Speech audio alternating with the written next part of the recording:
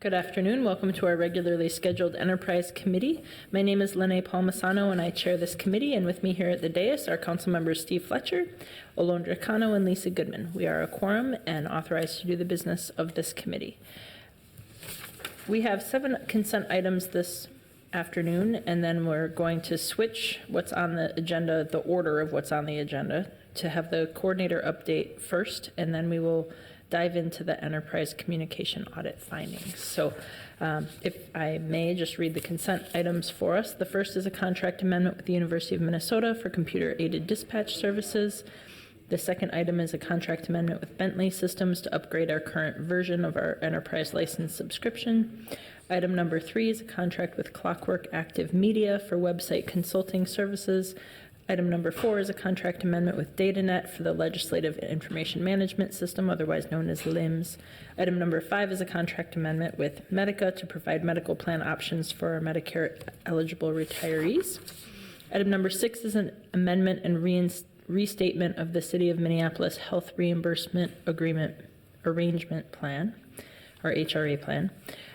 Item number 7 is an agreement with the University of Minnesota and the Minnesota Historical Society for record storage related to the Stonewall Oral History Project. I'm happy to answer or coordinate any questions that my colleagues might have, but I move all of these items for approval. Any questions or comments or something you want taken off the consent agenda? Okay, all those in favor, please indicate by saying aye. Aye. Those items carry. Next, we'll have our regular city coordinator monthly update.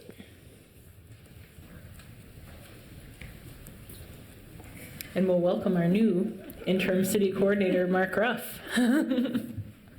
Hello, sir. Madam Chair, members of the committee, I'm Mark Ruff, the interim city coordinator.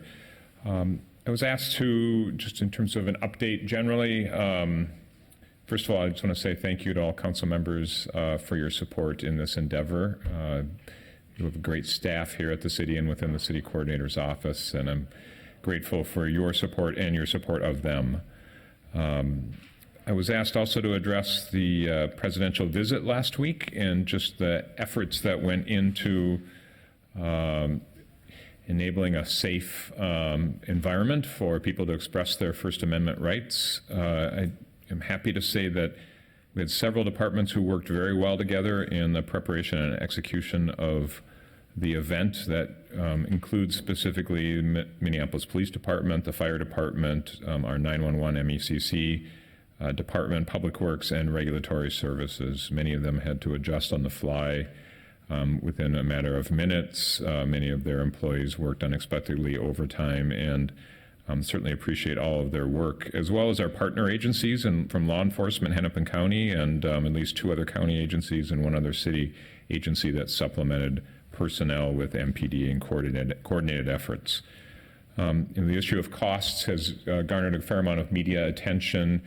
We will continue to work with AEG, who is our partner, right? They are our manager of our facility, and Jeff Johnson as the contract manager for the work in the Target Center, and I and Susan Siegel are working closely together. I know that the city attorney's office is reviewing all of the legal issues around a Secret Service supported event and what that means in terms of city's abilities generally across the country to recover costs, and then specific within our contract with AEG. And so we will be coming back to council with some options and recommendations. This will not be the last presidential candidate visit to the city of Minneapolis before next fall's election. And so it's not just about this singular event, it's also about how we adjust as a city in a time where protecting people's First Amendment rights is just a more expensive endeavor than it has been in previous elections in previous times. So that conversation with AEG and the fact that they run facilities around the country, again, we're not unique in this situation.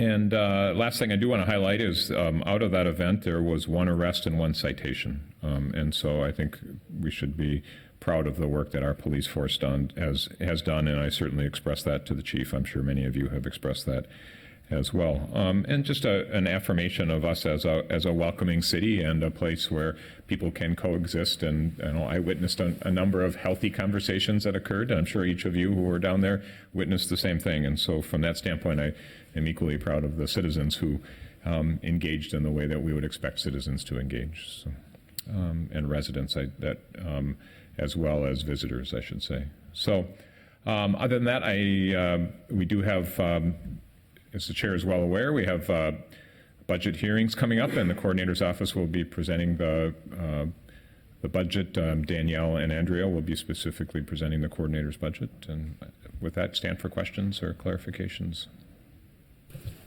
Thank you. Thank you. I know that Golden Valley was assisting with our department. I don't know of which other departments were helping out with law enforcement presence that time, but yes, and a big thank you to all of our staff and also all of our residents, like you mentioned.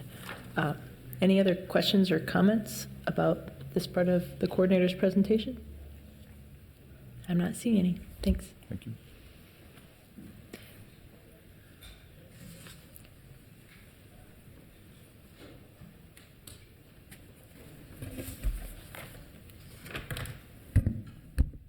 Good afternoon. I'm Danielle Shelton-Balchuk. I'm the Director of Strategic Initiatives for the City Coordinator's Office. And before I hand it off to our Chief Resiliency Officer, Ron Harris, to give a brief presentation on his work, I'm going to update you on a couple of projects that the City Coordinator's Office has been working on. The first is the Art Staff Work Group through the Art Staff Direction from Councilwoman Cano and Councilwoman Goodman. This group, which is comprised of our office, CPED, Public Works, and various council members, met to discuss how best to construct a set of recommendations to align all the city's artworks. The meeting identified issues to be addressed and deliverables to be included in a final SWOT, in a SWOT analysis and final recommendations. Prior to that meeting, the City Coordinator's Office, through our program manager, Gogun Kayem, started to compile, I think for the first time, a history of all the art spend within the enterprise. That draft was then circulated to the work group. And actually, there were also individual conversations with the council members to discuss that draft and where we might be missing some spend, and we continue to expand on that sheet, which will, I think, be very helpful. That we know it will be very helpful when we start doing our SWOT analysis and have final recommendations to present to council. We've also generated a work plan for the group. So we will have 2 more large meetings with the large group of council members and staff where we will actually do the SWOT analysis and then a final recommendation. So the SWOT analysis will be completed at the end of October. And then we will get to the recommendation recommendation part of that about a week later, I believe. And then in the interim, staff will be meeting to do some additional research and stuff to support that work. And then secondly, I wanted to talk about our office's work in helping to coordinate a business day at City Hall. So this is next Tuesday, the 22nd, from 3 to 5. Usually it's in the morning, but this year they've decided to do it in the afternoon for the purpose of having a wider representation of the business community, a wider representation of the business community to attend that function. The conversation topics have been finalized. This year we're going to be the Chamber wanted to talk about public safety, transportation, cultural districts, and inclusionary zoning as they relate to the 2040 or comprehensive plan. And we've heard from the Chamber some of the preliminary discussion points that they want on these topics. We've also reached out to those department heads and staff to make sure that they're there and can and leads an attempt to secure their participation with the day. We'll have it will be kicked off by the the mayor, and then there will be 4 quote-unquote town halls or breakout sessions that will run concurrently regarding those topics so people can flow in and out of them. So that is my update on those. I'm able to stand for any questions that you may have. Thank you. Councilmember Goodman.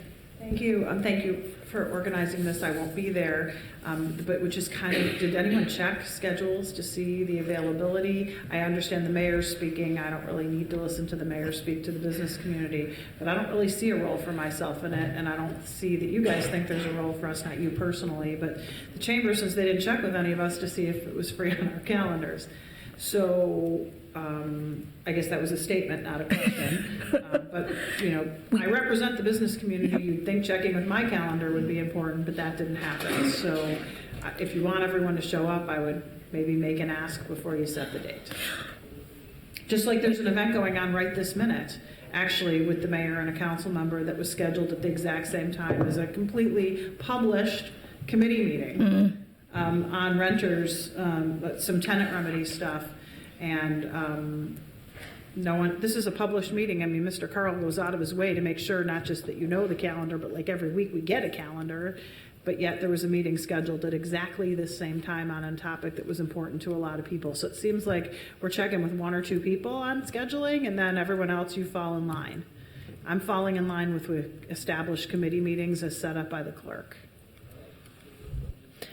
Councilmember Kano and I were actually just discussing before this meeting began, what is the expected role of council members? In the past, we've been asked to be part of specific breakout session panels and that sort of thing. Can you tell us if there's any planned role yet for council members other than just to be invited?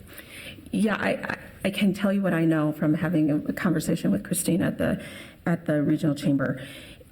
I'm sorry, Councilwoman Palmisano.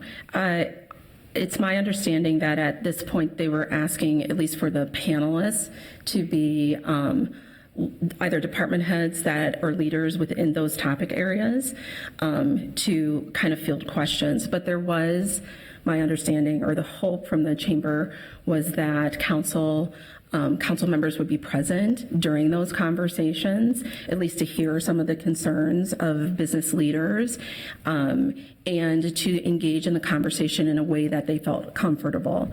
That is the extent of what I know. This is what's been communicated to us through the chamber. Okay. Thank you. If you could perhaps express our concern back to the regional chamber, that we fear their businesses may not get what they're expecting, given the way the chamber wasn't reaching out to council directly. That would be helpful. I absolutely will. Thanks. Yeah. So I'm going to now pass on the podium to Ron Harris. Thank you. Thank you, Ms. Shelton-Wilczek. Mr. Harris?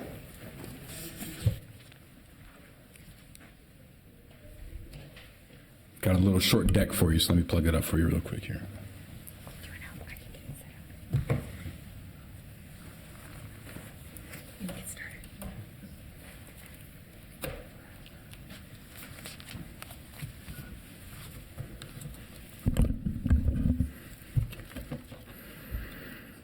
Good afternoon, Madam Chair and members of the committee. For the folks watching at home, my name is Ron Harris, and I'm the city's Chief Resilience Officer. I'm really excited to share a couple of updates with you all and maybe answer some questions about resilience. Today, I just want to refresh the committee on what resilience means, what it means for us as Minneapolis, spotlight where we've been, where we are in the moment, and where we're going to be going into the future. So we have the technical definition of resilience on the screen, but for us, building resilience is about recognizing that shocks and stresses are interconnected. As a reminder, shocks are the acute challenges that we face that are the sharp events that threaten the health of a city. And stresses are more the longer term things like aging infrastructure, structural inequality, those kinds of things. We can go around and try to solve single challenges with single solutions, but at the pace of growth and the pace of these challenges, we'll either never solve these challenges or we'll go bankrupt in our attempt to do so. Instead, what resilience aims to do is to focus on developing responses that have multiple benefits. It requires a comprehensive input from people outside of government, recognizing that everyone from technical experts to community leaders to the business community have a role in elevating our region's resilience, particularly here at the city. In actuality, our role at the city is just a tip of the resilience spear, that we set the direction and we convene the partners, but really we want to empower folks in our community, in our region, to help advance resilience as well. In short, resilience requires that we as a city gain a better understanding of our challenges. We recognize that our challenges are connected, and we seek to solve those challenges holistically. Now, if we do this, I believe that we'll be better able to serve our constituents in both good times and bad, and we'll be better prepared to face a wide range of future challenges, both known and unknown. Everyone here, I'm sure, has heard the word resilience before, either in psychology or engineering or other spaces. And when it comes to cities, it's usually associated with planning. It's usually associated with responding to sudden disasters like fires, earthquakes, and floods. In Minneapolis, we're taking a far more holistic point of view as it relates to resilience. When we talk about resilience, we're not talking about simply the ability to bounce back from disaster or sudden shocks like floods or earthquakes. We're talking about the ability to address everyday slow-burning disasters that we face, like poverty, like endemic violence, like inadequate transportation systems, the list goes on. And these stresses are incredibly persistent, and they're no less pernicious than the acute shocks that we face. So I'll share with you where we've been.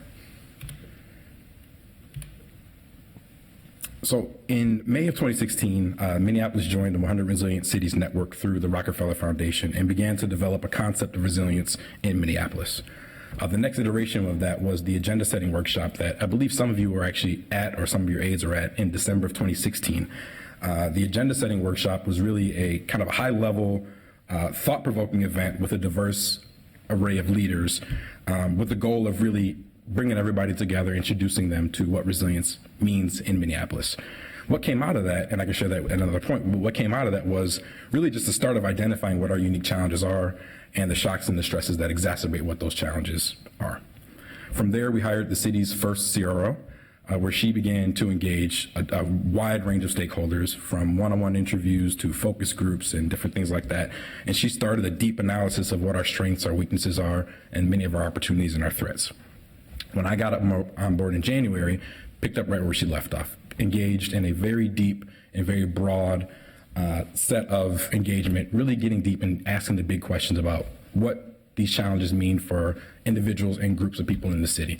What's unique about this is that this wasn't a team of folks of, technical experts, and we didn't research this stuff, and we really talked to community and really rooted a lot of our solutions and a lot of the challenges from what community was experiencing.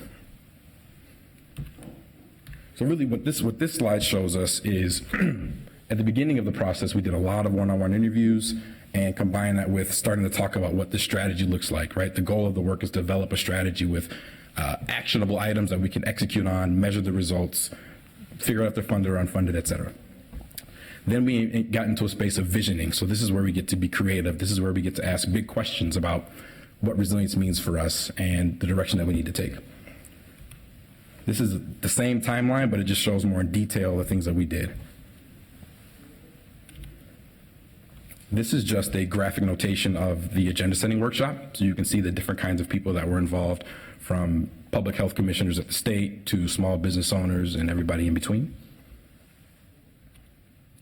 And here are just some of the quotes that people got out of that. The one that jumps out at me the most is being prepared for macro issues outside of our control means we need infrastructure in place, and it needs to be flexible. So really, as we're planning for resilience, we're certainly looking at the shocks and the stresses that we experience, but we're doing so in such a way that even if we don't experience those shocks and stresses, we are better off as a city because of that work.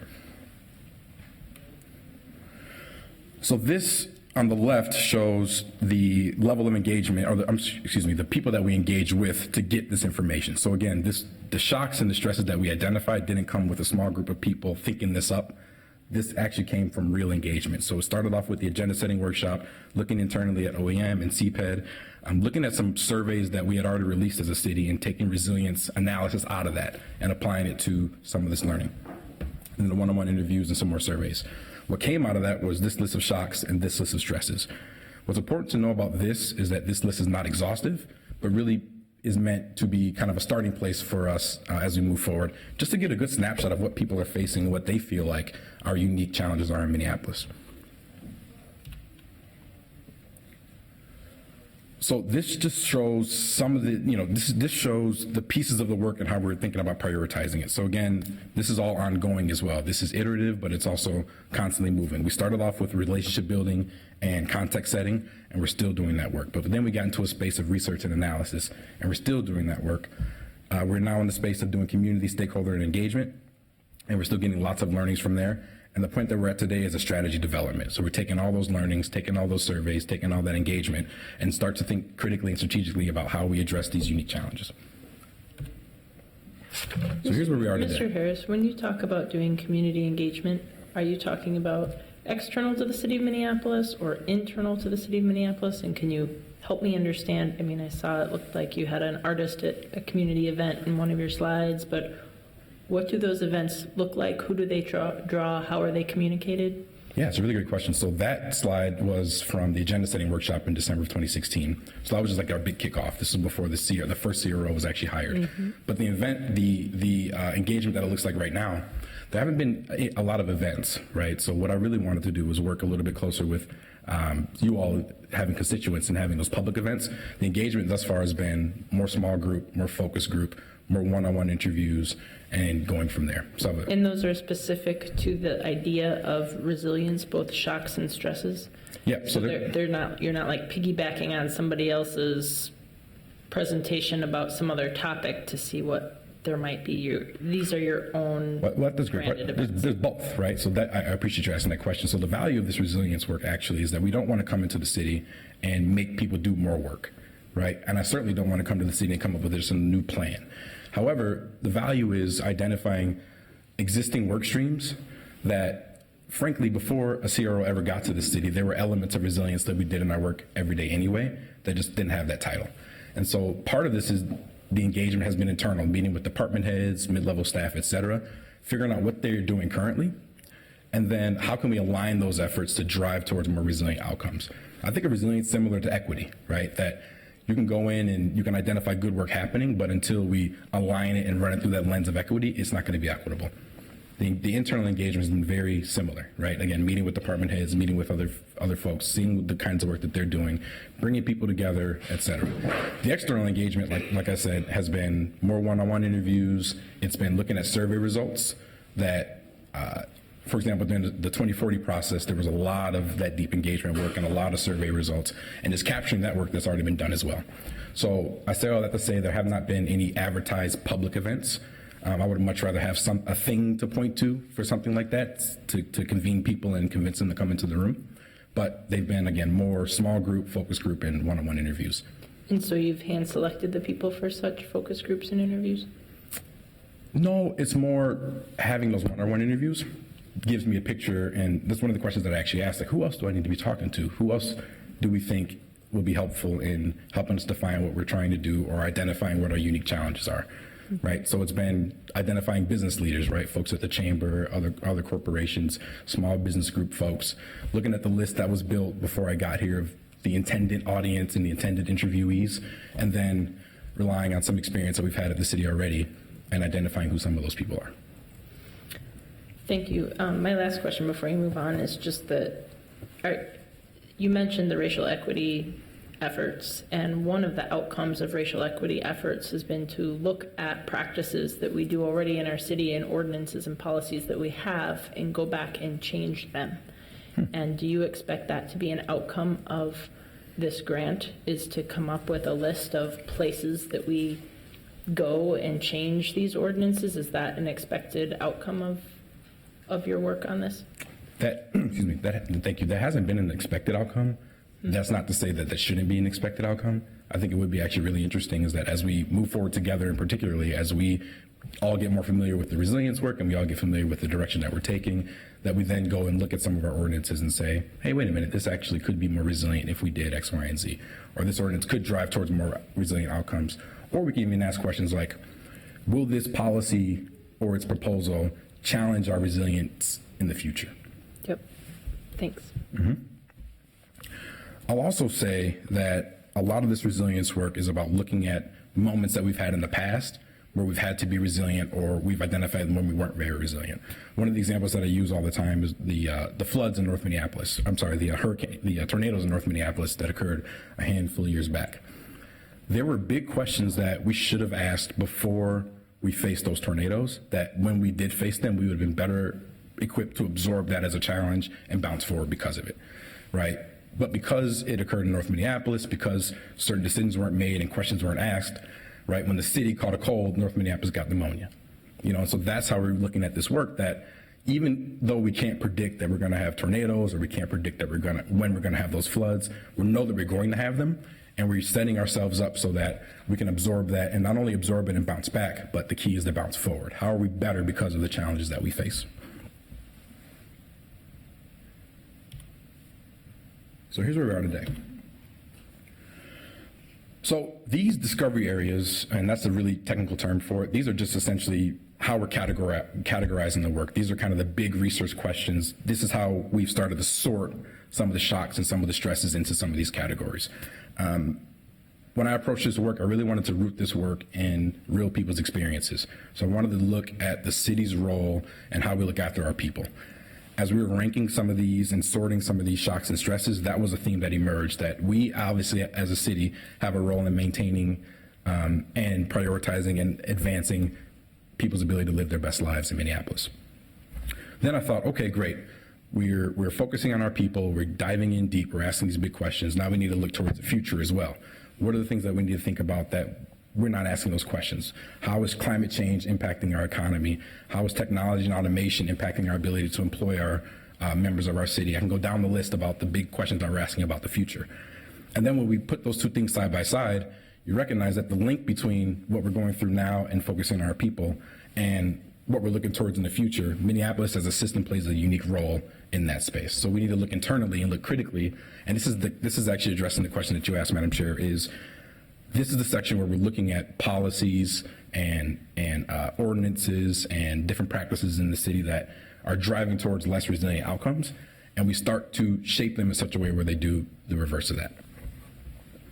Again, this is not an exhaustive list. This is just merely a starting point, and this is where we start to prioritize what we're going to address. But we wanted to first get a full holistic perspective and then kind of walk back as we prioritize the direction that we're going. The bottom section here in the gray are huge issues that continue to emerge in our engagement and in our interviews. And I put them down there because those are not going to be the priority for this first stage of resilience planning. I wanted to make sure that you knew that I knew that there were challenges, but that as we start to prioritize, we're going to focus on some other things first. So here's an example of what we're working on now, just as a pilot.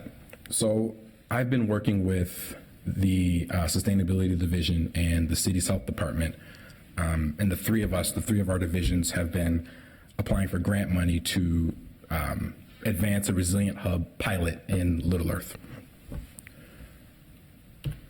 So really what resilient hubs are community centers or some sort of a building or some sort of a structure that has elements of targeted, localized resilience. So it has its own energy storage, has its own water storage, right? The goal is to go into community and figure out in times of challenge, right? Challenges that they identify and challenges that we know about.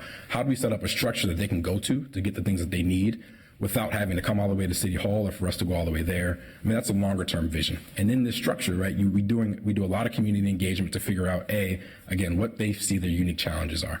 So we've gone in and we met with the Little Earth Residents Association, for example, met with some of their board members and met with some folks that live there, and they told us, hey, here's what we see as challenges. And I said, all right, great. If we're proposing a resilient hub, right, that is a building, has its own energy systems, community uses, et cetera, what are some of the elements that you would like out of this? And we got a whole bunch of feedback back.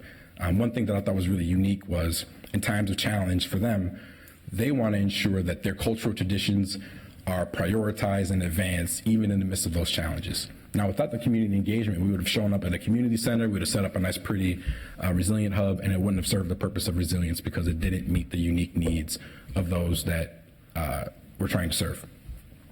So right now we're in a pilot stage. We got like a $50,000 grant to start to do some engagement, to identify, healthy homes and those kinds of things. And the goal is to show if we can build resilience in this small, targeted, localized space, we can scale that up and scale that out. If it could be a network of hubs, it could be the elements that we've learned, but here's how we can see resilience in practice at a small level.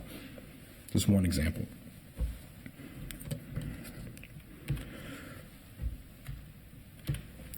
Another example is we are also looking at, knowing that displacement and gentrification rose up as unique challenges for us. We're looking at ways that we can bring people together to develop some anti-displacement strategy, some ways that we can look at down to the lot, right? We can predict what kinds of changes will happen given some sort of investment or lack thereof. So that's, again, another tool that we're trying to develop that could be useful for not only economic development, but other aspects as well. Another thing that we're working on is how do we measure resilience? How do we measure our interventions? How do we measure our investments? How do we measure our policy changes? So we're looking at equity indicators. We're looking at how buildings are, how resilience in buildings are measured, et cetera, and to come up with our own unique tool and our own unique index so that we can measure, hey, we spent all this money, we did all this work, are we more resilient? So here's where we're going next. We need to set the vision now for resilient Minneapolis. So this next iteration, and I'm sure I'll be back here pretty soon sharing this with you, is that we're writing and drafting up a roadmap right now. Now what the roadmap is a shorter document, probably 10 pages, that is essentially the compass, right, setting the direction of where we're gonna go. In that roadmap, we'll see a timeline of resilience moments, dating all the way back to 1600, right? We will see just how unique some of our challenges are and some of our opportunities are. So for example, having done a lot of this work, Minneapolis, unlike most cities actually in the world, are more stress heavy than they are shock heavy, right? That our biggest challenges are more the longer term challenges that wither away at the fabric of our society. Many other cities around the world, their challenges are more short term, particularly the ones on the coast, right? They're not short term, but more acute, I should say, right? They feel the effects of climate change far differently than we do, but they don't have this kind of longer term issues that we have. And so because of that unique nature, we have to then develop a strategy that fits those particular challenges, particularly the ones that are identified as long term. The roadmap is going to share a lot of that.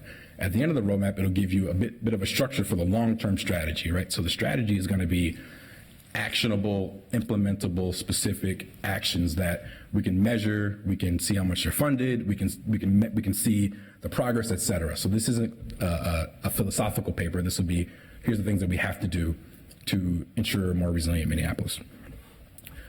So after the roadmap, the strategy will come out, and then we get back to work. So, in closing,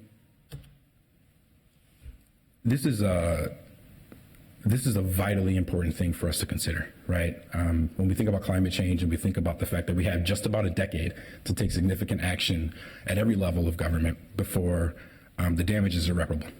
And approaching it with a resilient mindset for sure focuses on those big climate change aspects, but it also incorporates other big changes, right? The silver tsunami and the transfer of wealth that's going to occur, the transfer of businesses that it's going to occur through that transition. We're thinking about automation and technology and how certain industries are going to become obsolete. What do we do with that set of workers? How do we prepare for the emerging economies and the emerging industries that will come out? We're thinking about immigration, right? I don't see immigration is obviously not a negative thing, but it's something we do have to think about. Our population will grow. How are we accommodating for that? How are we setting ourselves up right now to absorb that and be better for it? And with that, I'll take any questions you have. Thank you. Questions, comments from my colleagues? I have a couple. The first, you mentioned in that slide with all of the gears turning, was that this started with relationship building. And I want to acknowledge you had a predecessor here to this work. Did you go back and start at square one, or were you able to build on the relationships that were set in the first year of this grant? Thank you. That's a great question. It's a both. So the previous CRO came in a different mayoral administration, which had a different vision and a different direction and a different idea for what this work looks like. And so because of that, the people that were engaged and the way that they were engaged is far different than how we're looking at it right now. That being said, the work that had been done before I got here isn't a waste, right? We're building on top of that, but it was heading in a direction that this current administration, both mayoral and council, are thinking about things a little bit differently. And so I've been forced to certainly build on what's been happening, but also reintroduce this initiative, right, and reintroduce this role to the community. My predecessor was there for 6 months. The role was open for a year, and then we got back into it. So a lot of the work certainly was about picking up what had already been done, but the majority of it, actually, we've had to start over. Thank you. I'm maybe having more difficulty than my colleagues in seeing the change in trajectory here from when we looked at this a couple of years ago. Can you help me understand what kinds of things will the Rockefeller Foundation look at to evaluate whether or not they will continue this program, or is that a possibility? Yes. So that's a great question. So the way I'll answer that question is, my predecessor had focused a lot on things like cybersecurity and democracy and the challenges of maintaining democracy with the big challenges that we're facing around the country right now. That was a lot of the focus. And I would argue probably a deeper dive into the climate change space. Back then, the sustainability division, for example, wasn't operating at the capacity that it's operating now. And so we've kind of not farmed all of it out, but elements of that, leaving that in sustainability. The question about Rockefeller, that's a very interesting one. As you may be aware, I shared this last time we had chatted, the 100 Resilient Cities initiative that's funded through Rockefeller decided to stop their grant making past July. What that means for us is that whatever they committed to us is going to stand. We don't have to worry about any of that stuff. But it means that in terms of funding an ongoing 100 Resilient Cities initiative, they're not going to do that.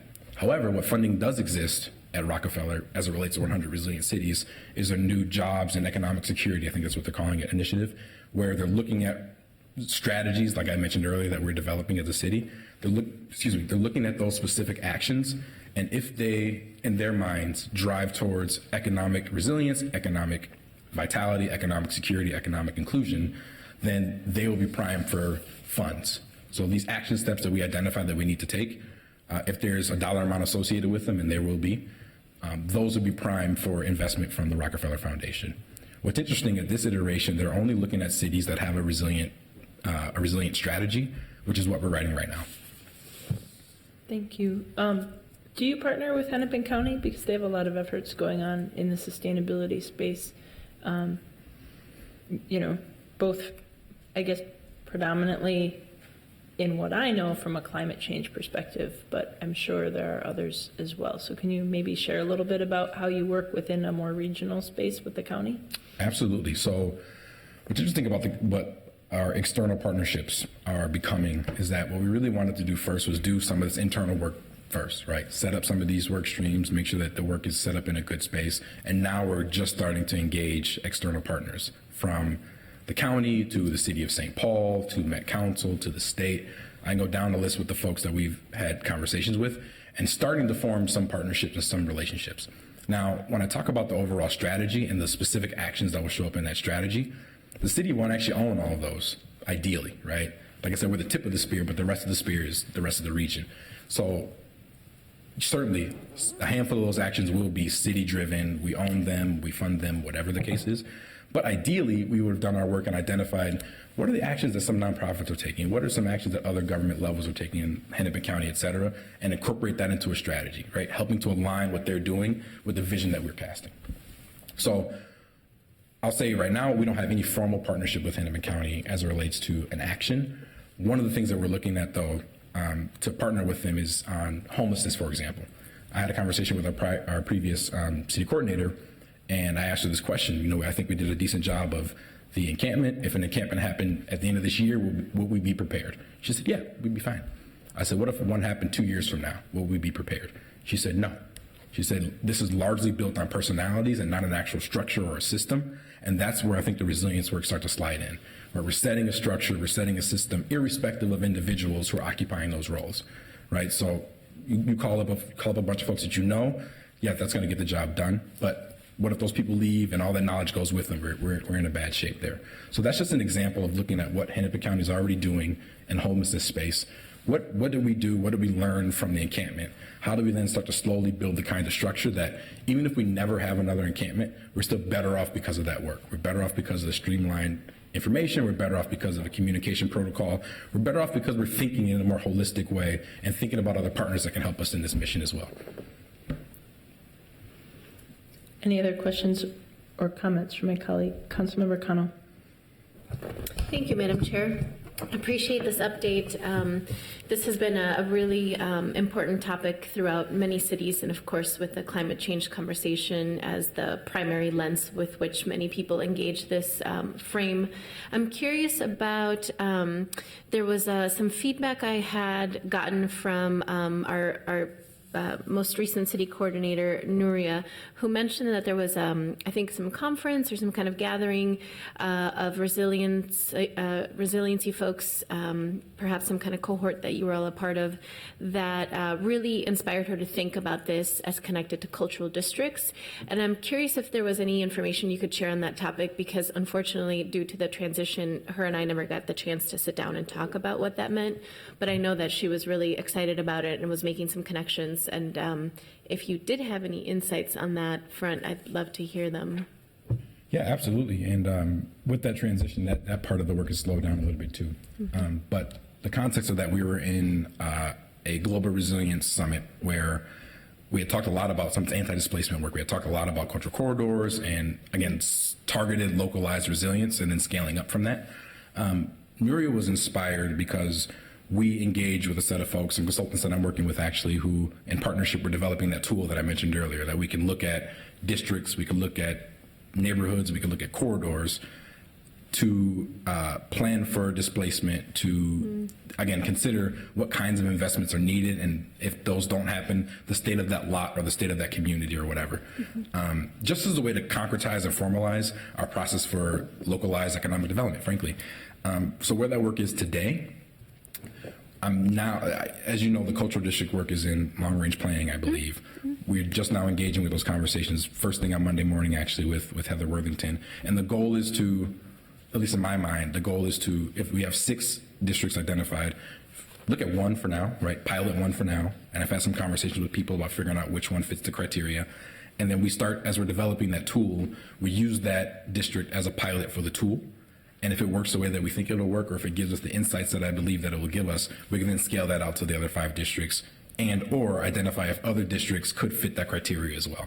It's my firm belief that investment in cultural districts should be beyond trash and lighting. It should be, again, targeted investments, intentional investment in ensuring that people don't get displaced.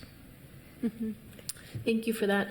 The other question was more connected to, as this work evolves and it's got a lot of layers, what are you anticipating or have been some of the maybe challenges or some of the potential kind of roadblocks to making sure this work blooms and that, you know, that it's reaching the right departments and at the right time?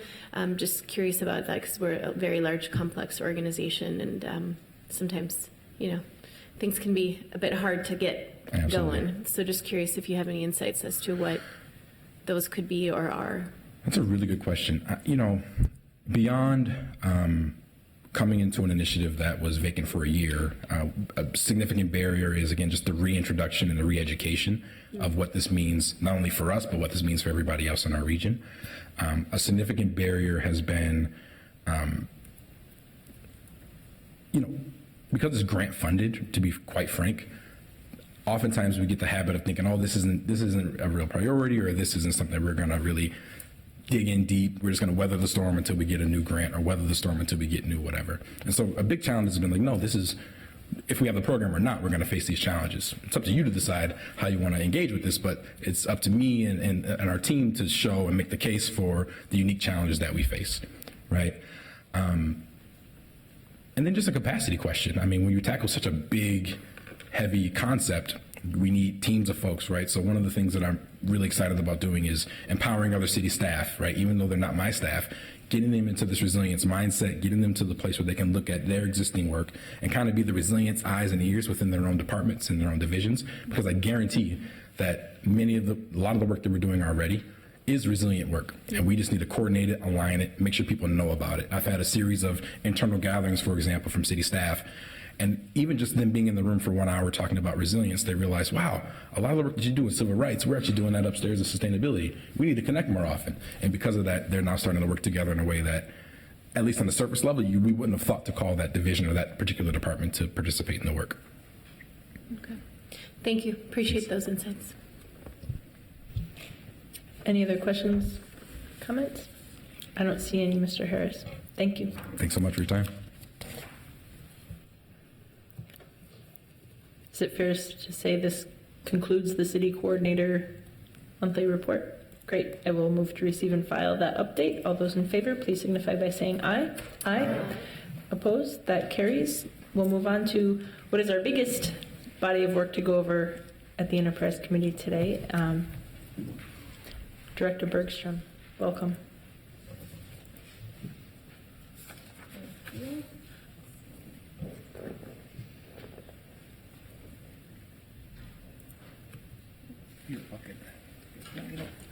Let's kick it off so we can keep moving. Chair Palmisano, council members, I am Greta Bergstrom, the city's communications director, and I'm here this afternoon to present the Enterprise Committee with the findings and results of an enterprise communications audit that was conducted this year, specifically through May to August of this summer. The communications audit is a result, as you know, of a staff direction that you, Chair Palmisano, authored last December, and it sought to analyze and better understand the city's existing communications capacity and effectiveness, and to identify gaps in other areas in which we could improve public communications. Through a competitive RFP process this past winter, the city selected strategic communications firm Padilla, which is pronounced Padilla, not Padilla, and their research arm, SMS Research, to conduct the audit. I am joined today by Tom Jolly of Padilla and Madeline Spiker of SMS Research, who will walk you through the audit's methodology, findings, and recommendations. Before Tom steps up to present, though, I just want to say that the goal of our communications department here at the city does strive to be ever more efficient and responsive and transparent at getting timely and relevant information out to the city's residents and businesses. As an internal service department, I believe that the responsibility starts with us as a department being able to provide effective level of service to our 22 departments across the enterprise. This is challenging amidst a communications and media landscape that has been evolving rapidly over the past decade, if not the past 3 years, and a city, of course, that has grown and diversified and really evolved itself over the past decade and has taken on a lot of considerable pieces of work and challenges to move our city forward. I do believe that the findings and recommendations of the audit will be extremely helpful to the enterprise in the coming months and years, and I am happy to have Tom Jolly step up and start to walk you through this. Thank you. Thank you. Just to set some context for my colleagues, I've been looking forward to this for a long time, since the end of last year, and I know how much work has gone into it, so thank you. I also appreciate everyone who participated in the interviews and the outreach and the research. This is not an audit like our audit team does audits. Rather, this was acknowledging as a city council that we have a problem. We have a problem in communicating big initiatives that we take on, and we take on a lot of big initiatives. We have difficulty communicating that well. Some of the position that we kind of found ourselves in at the end of last year seemed like we could certainly refresh, if at least, and certainly maybe take a structural look at how we engage residents across our city. So as we continue to take on major projects that have citywide impacts, it's really important that we look to communicate those in the best, most effective ways possible. I think it made sense that we looked exterior to our city enterprise to do that. So thank you for taking this up with Padilla, and Mr. Jolly, Ms. Spiker, welcome. Thanks. Thank you very much. Wait, I'm sorry, Councilmember Goodman. Thank you, Madam Chair. I just want to share before they start that the city has had a very long relationship with Padilla. They've been located in one portion of my ward and then another portion of my ward. They've worked on multiple projects throughout the city's enterprise with our Convention and Visitors Association. They've served on the board of Meet Minneapolis. Their team members have been active in a million things around the city. They are a highly credible and well-respected organization, and I think we should be thrilled, actually, that Tom is here today, because we're talking about working with the top of the top, which rarely happens in these kinds of contracts. So I just want to reinforce the credibility of Padilla not only being committed to being in the city with their employees, but for doing work in the city with so many other organizations that interface with us. Thank you. Chair Paul Masano, council members, Councilmember Goodman, thank you for that. I hope that I can show that to a few people back at the shop, because we certainly love being the hometown team. And you may not have known, but when I started my career 40 years ago, my first job was an internship with the city of Minneapolis. So I've been involved with the city and worked with various departments through the years. So I'm just thrilled that we had the opportunity to participate with this, because it really is exciting work. So I'm going to run through the first section of this, if I can. And I just want to review the objectives. So we really wanted to look at how we can improve communications with the public and increase their engagement. And this was primarily with residents, but also businesses, visitors, as well as how the department services those internal departments as well. And we also looked at examining capacity issues and how those capacity issues affect effectiveness. And then the third bullet point is what are some of the areas for improvement and some of the gaps that maybe create those areas for improvement. So I'm not going to read through all the things down there, but those are some of the sorts of things we tried to uncover in our research. Now, the city is a very complex and large organization. So on the next page, I wanted to go through what our methodology was. We wanted to take a look internally, then take a read externally, and then do a professional analysis of various things within the city. So we began with internal stakeholder interviews. We had 19. They lasted anywhere from 30 to 45 minutes. We summarized those notes, digested them as a team.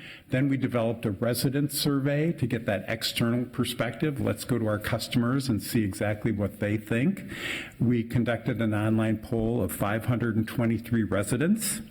And then we conducted 3 audits, not financial audits, but really content and topical audience around visual brand, social media, and then earned media or news media, that sort of thing.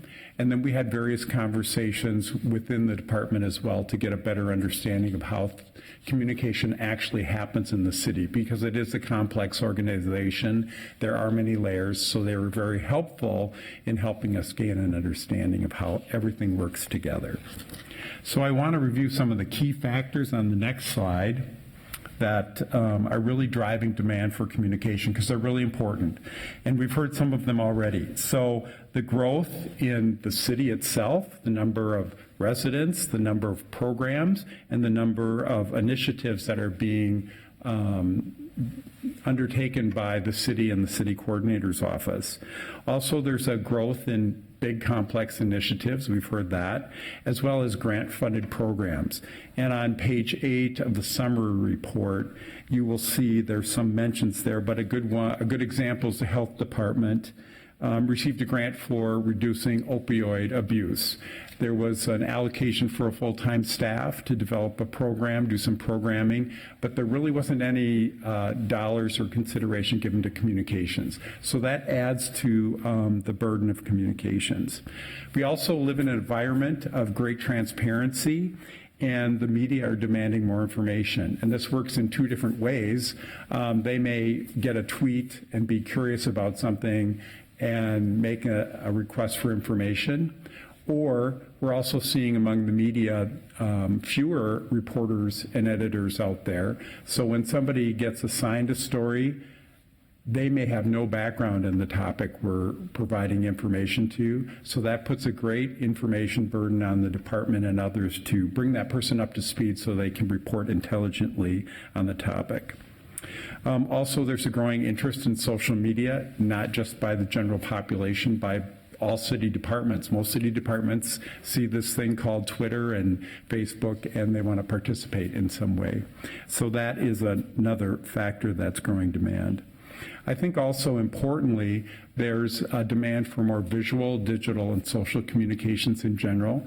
If you look at the Pew Center research studies, people are reading less and participating more in visual and audio communications in general. So that means we need to shift our orientation from printed materials more to the visual and the very short world of social media as well. And then finally, I think we talked about the growth of initiatives. I think these initiatives are very complex, and they require a lot of communicating around them as well to build a base of understanding. I noticed on WCCO the other evening they did a story on a parking lot that was going to be converted to affordable housing. And I paid very close attention to that story because it was all about the fact that the local community around there was not happy that they were going to lose their parking lot. I don't know if you saw this, but they really didn't touch on the issue of affordable housing. And my guess is the reporter maybe didn't really have a deep understanding of that issue. So all of these things require more and more communications. And in the case of affordable housing, it's a complex issue. And if we want people to cover those news stories and really understand from our perspective, we need to invest the time to bring them up to speed before they call us and ask us for the information or the 30-second soundbite. So going on to page 5. We also identified some gaps in communication. And these are important, and one actually impacts yourself. City council members, I understand you have two staff members. They may or may not be communications professionals. You may or may not be comfortable in communicating complex topics to your constituency, but there's a gap there, and that's something that ought to be examined a little deeper. Also, the city has the new social media policy taking effect in January. The ramifications of implementing that and supervising that are very large. And obviously, we've all heard stories of how social media guffaws have gotten people in trouble. So we need to pay attention to that as well. The new city website that's coming online is going to require some care and feeding as well. So that's a gap that we don't know if it's going to get filled. We also know that city departments handle communications that maybe emanate within their department, but they have enterprise-wide implications. So if the health department creates some communication that's specific to the health department, that communication may be something that goes to the entire enterprise, to every resident. And do we really have a line of sight to that? And is that consistent with what we want to be communicating? Another gap we noticed is that in the planning process, we plan for programs, we plan for budget, but we're not really sure that departments consider all their communications needs and roll that into an annual plan that the city communications department can plan and prepare for. So we'll talk about that later as well. We've also uncovered some programs, some public information programs that are out there that don't seem to have any particular line of sight back to communications.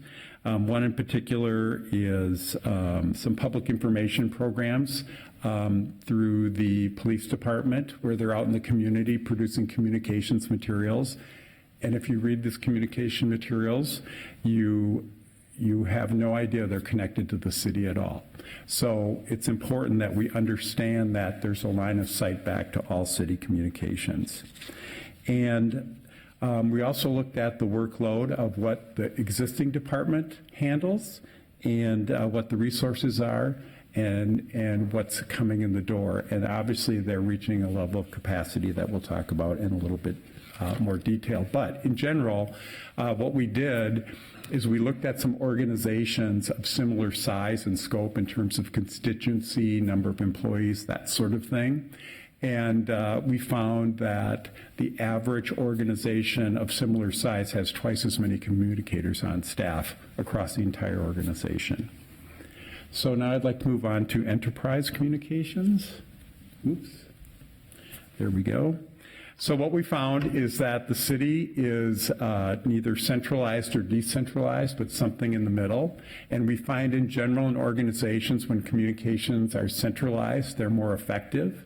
But some organizations do develop these hybrid organizations where some things are centralized and some things are spun out to the department. But when they do that, there's a very specific reason for doing it. It may be a technical topic that this particular department can only handle and it doesn't impact the entire corporation or something along those lines. So you'll see that we're making a recommendation to move more centralized if you can. Also in our study, we understood that there were lots of different departments that had communications staff within their department, or they had received a grant and they hired a communications consultant, or they were working with somebody in the department who was just charged with communications, but maybe that wasn't their job description. So we think there's a real need to do a real financial audit of what is the total head count and what is the total spend on communications across the enterprise. Because right now, if we just look at the city communications department, we're not getting the whole picture. And doing that financial audit was out of the scope of our assignment, but we think you would benefit from doing that because it would allow you to compare better what you're investing and what you're getting back from it. We talked about city departments doing their own communications. We found that sometimes this leads to inconsistent messaging and presentation of the brand. We'll talk about that later. We see there's a need to define what is department-centric or department-only communications versus what we define as enterprise-wide communications. That's a fuzzy area that people aren't quite sure of. So we are recommending we take a look back more at centralizing and really developing some strong criteria when we don't centralize communications, so we're all on the same page. On the next page, which is page 7, is really how the communications department is structured right now. And the deputy director position is actually in the process of being filled. And like most city communications departments, they began as like public information offices that provided services to city departments. And the city department would call up and say, we need a brochure to talk about our new program, or we need this. And some of that has continued today, but we live in a world that communications is much more strategic and thought out. I think there was some discussion earlier in the previous presentation about if we want to communicate things, we have to think a little more strategically about how we roll out information so it's understood, it's fully accepted, and sustained over time. And we think there's an opportunity to do that by changing the structure a bit.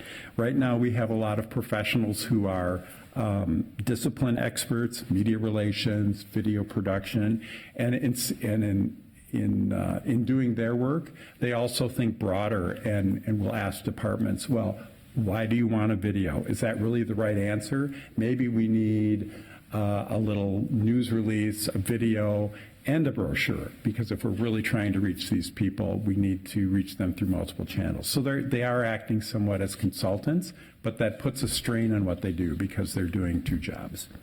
So we looked at what would be an alternative structure, and that's on the next page, page 8. And what this model does is basically replicate an in-house agency. So if a corporation would have a communications department, they'd create an in-house agency to serve their various divisions. So what we're suggesting that the department consider moving towards is more of this model where you have account managers who basically serve as a go-between between city departments and the communication services provided by the communications department. If you look at the boxes, you may have an account manager for one large city department because they have so many communications needs, they need a full-time person to work for them. Smaller departments, well, maybe an account manager can handle working with 5 city departments because their work is spaced out over a calendar year and it's manageable that way. That's where providing some insight to what the enterprise needs throughout the year for communications will help the communications department plan better. If you look at this model, the account managers would be additional staff. They don't exist today. And Mr. Jolly, if yes. I could interrupt you and invite Councilmember Fletcher to weigh in. Thank you, Madam Chair. I'm interested in this chart because there are some departments where you note department with own in-house communications, and in general the recommendations seem to be towards centralization, and I think there's a real benefit to having a sort of clear, coherent branding and a clear, coherent everybody speaking in the city voice on behalf of the city. So I'm curious why we're sort of allowing in the flow chart for departments to have their own in-house communications. What are the circumstances where that makes sense? Yes, Madam Chair and Councilman Fletcher. The reason we put that in there is because we're recognizing there are some departments that are independently operating today and may in the future. So I'm specifically talking about the police department and maybe the fire department. And we didn't have enough information to really make that determination. I don't think we spent enough time digging into individual departments to really make that determination. So we kind of refer to that in the study, but that would be something that I would believe that you and your staff, that the council and the communication staff would make a decision in partnership with them. In this model, though, we do have the deputy director having a dotted line relationship to those, and we know there's already some cooperation between the police department and the city communications department, so we would advocate for more of that. In the case of the police department, some of their communication needs are slightly different because they are informing the public about things as they happen, which is a very demanding and unique sort of output of information. But on the flip side of that, they are providing information like crime prevention and how I can make myself more safe as a citizen, those sorts of things. That's more of a gray area, and that would be something that we'd recommend that you explore. Where does that information belong and where it should emanate from? Does that answer the question? Okay, thank you. All right. So with that, so what this report has done that you have in front of you, the summary report, it's really a culmination and summarization of the 5 information streams that we've had. And so before we go any further, I'm going to introduce Madeline Spiker, the research lead at SMS Research, and she's going to go through some of the findings from the resident survey. Thank you. Ms. Spiker, welcome. Thank you, Tom, Chair Palmisano, and council members. It's really wonderful for me to be here today. I started off this project, and it's really cool to see it come to fruition and see it all come together. It's been really exciting. So just to set the table a little bit, we did 2 different types of research. We did a qualitative, the study, which is we did those in-depth interviews with internal department people. And then we did a quantitative study, which is the resident poll. And so really what we were trying to do is get an overall understanding of how the department is working in the city, as well as understand really what those key communication needs are with the residents. So I'm going to start a little bit with the in-depth interviews. One thing that we found, we talked to 19 different people in various departments. The thing that we found is that people find that communications plays a very important role in the city. Now this seems like a no-duh, right? Communications are important. However, we are finding that people are having a little bit of confusion when it comes to responsibilities, whether it's of the communications department itself or the members of the staff within the communications department, as well as how to access them. That process isn't necessarily there yet. Tom mentioned this earlier. There's a mix of centralized and decentralized communications. There are 4 ways that people tend to interact with the city communications department. First, there's the people who want them to handle the strategy as well as the implementation, the tactical aspects. They want city communications to take it from soup to nuts, right? Now, that's that ultimate centralized model that we're talking about. However, we don't really have the resources right now and the staffing for city communications to handle all of that, right? Then there's the strategic role where they're acting more as a consultant and an advisor. They're handling that strategy, doing a partnership, but the departments are handling the tactical aspects themselves.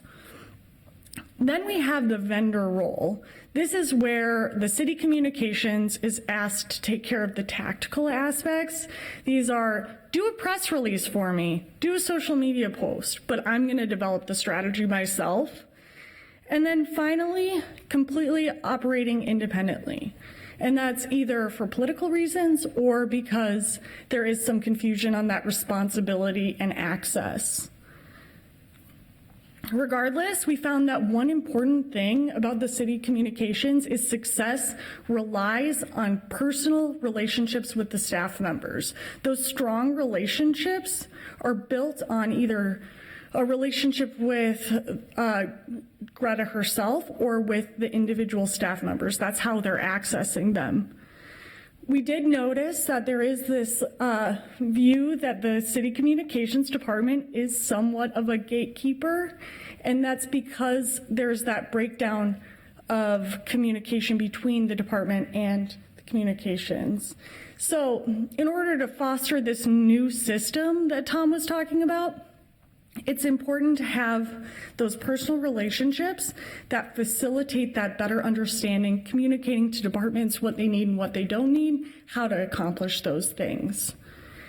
And lastly, we believe that the deputy director would help facilitate this. They kind of act as a funnel, helping move resources from one to another and allowing it to work more efficiently.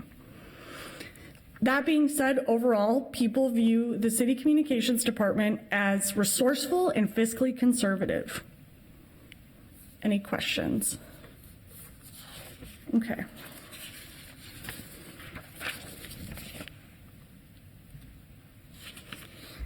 Now moving on to the quantitative portion, we spoke to 523 residents of the city of Minneapolis across a wide variety of age, gender, well, not a wide variety of gender, but age, gender, race, ethnicity, and background. This is matched to Minneapolis census, and it is a representative sample.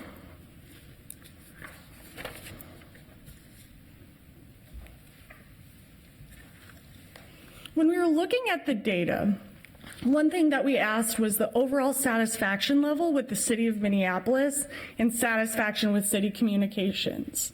And what we found is there's a strong reciprocal relationship between the two. When one goes up, so does the other. What does that mean? City communications is very important to satisfaction with the city. Of course, not a direct correlation where it's 100%, right? There are other factors there, but it's an important contributing role. The second thing we found is that residents seek a more personal relationship with the city.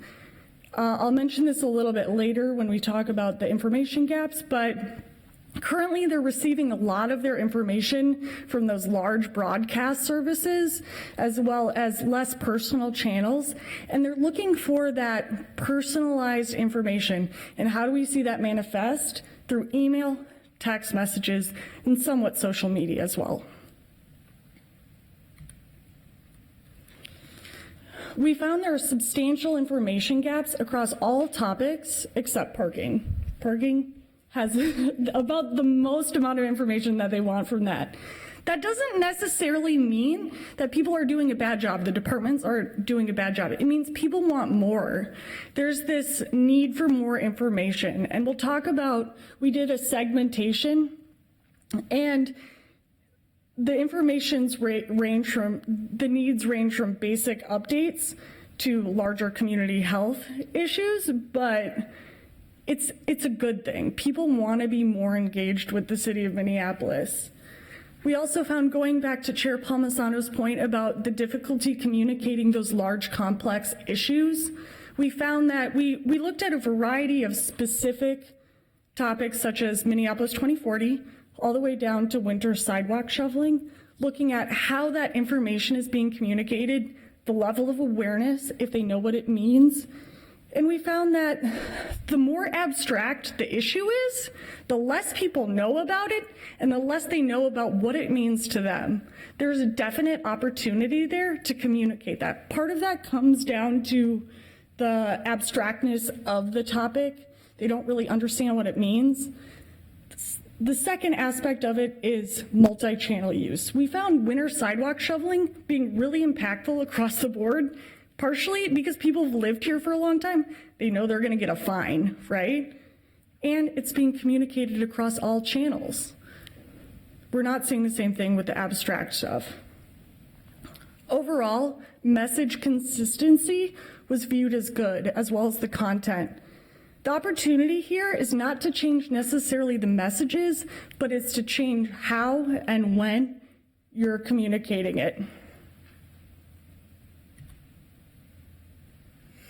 So I mentioned the segments. We found that there are 3 different segments based off attitudes that are driving this relationship with the city. First, actively engaged. These people want more information more often. They like to be involved with city. Passively engaged, these are your people who want to know construction updates and they want to know whether or not a road is going to be closed down. Just that basic tactical information, very satisfied.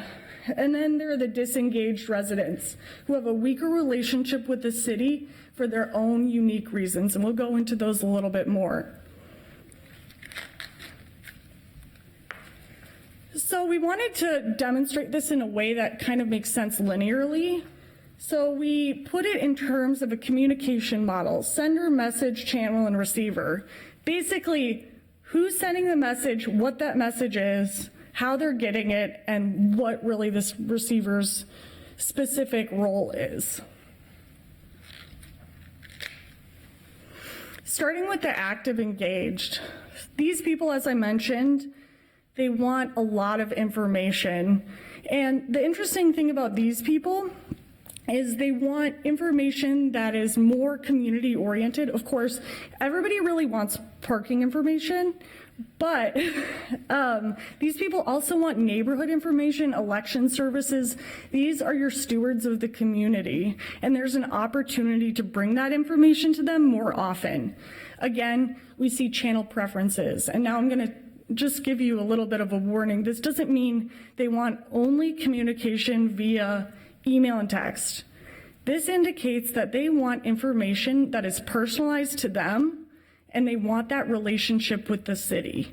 And we see this across the board. There's so much information out there, it gets lost, right? For everybody.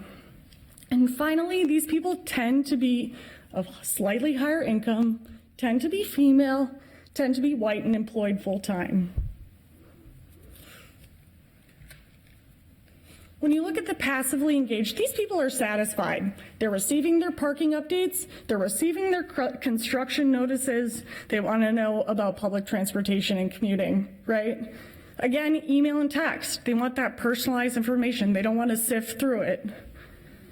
They tend to be slightly lower income than the actively engaged, but they've been here a long time, they tend to be white, and they tend to be employed full-time. Now, what I'm going to say is that the demographics, these are just slight tendencies to be more. It doesn't mean all of these people are white. They've all lived here for 18 years.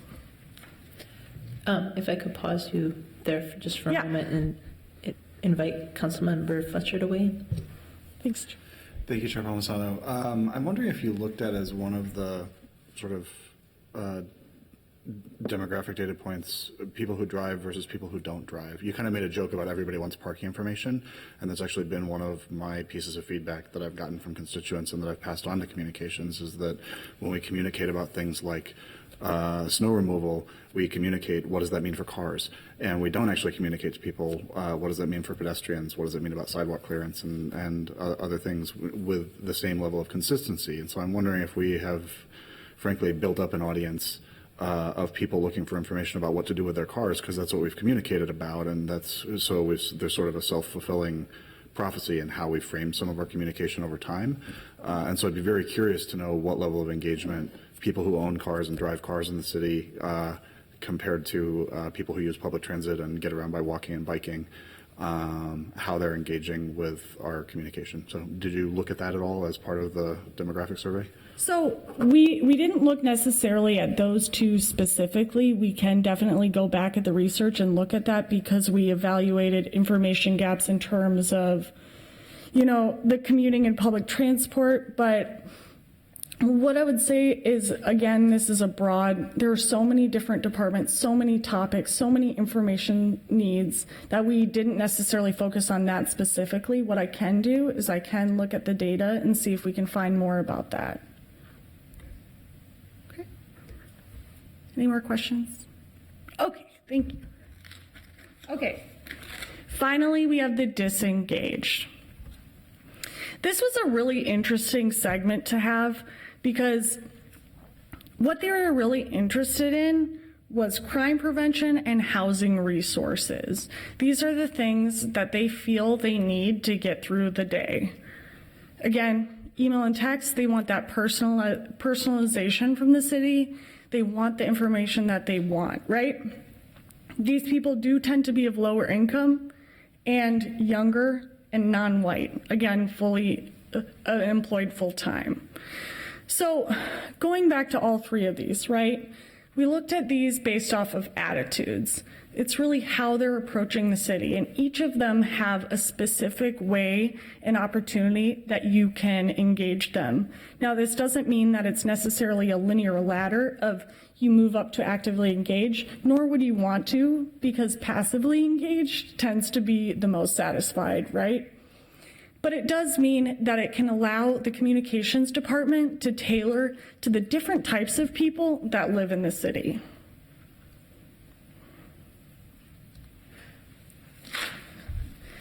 Chair Palmisano, council members, do you have any additional questions on the research?